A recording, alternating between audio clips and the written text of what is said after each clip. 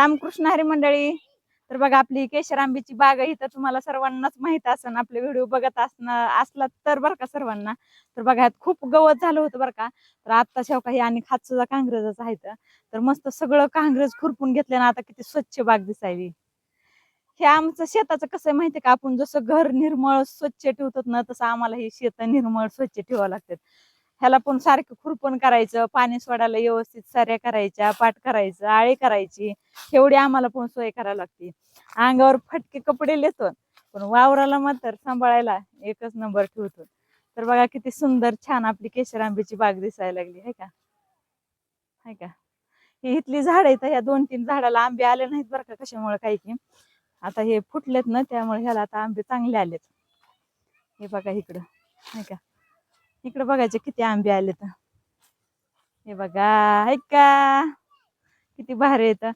आणि हो का आता आबाळ, हो का तिकडे दिसतंय का महाग, हो का हे आबाळ कसं काळ काळ झालंय, हे सगळं आबाळ यायलंय आणि हे आमच्यावर दुष्काळ पाडायला लागले. दुष्काळ म्हणजे आंब्याचा बरं का.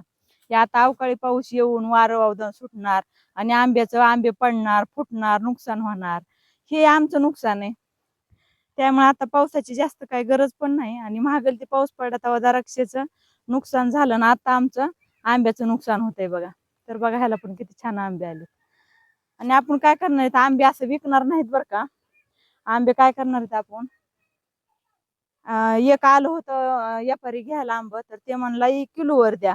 तर किलोवर कुठं 30-25 रुपये किलो असं परवडत नाहीत आंब. तर त्यामुळे आहे का ना, एक बाग झाड दिलेली परवडतं आणि कॅरेटवर दिलेलं एक परवडतं. तर त्यासाठी आपण काय करणार आहेत, घरी छान पिकवायचे, कार्पेट मध्ये आंब पिकवायचे नाहीत.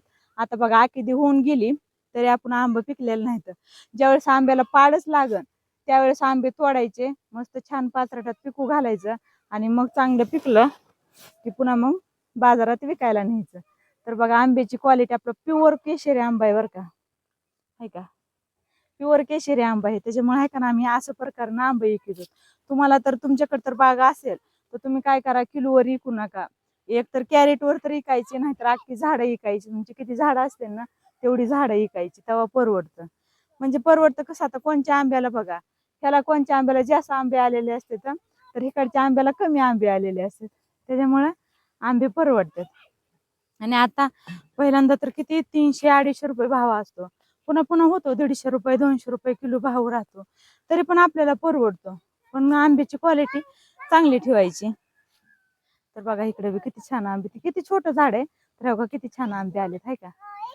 त्याच्यामुळे आहे का ना, आंबा मात्र आपलं एक नंबर आहे, केशर प्युअर केशर आंबे येतो.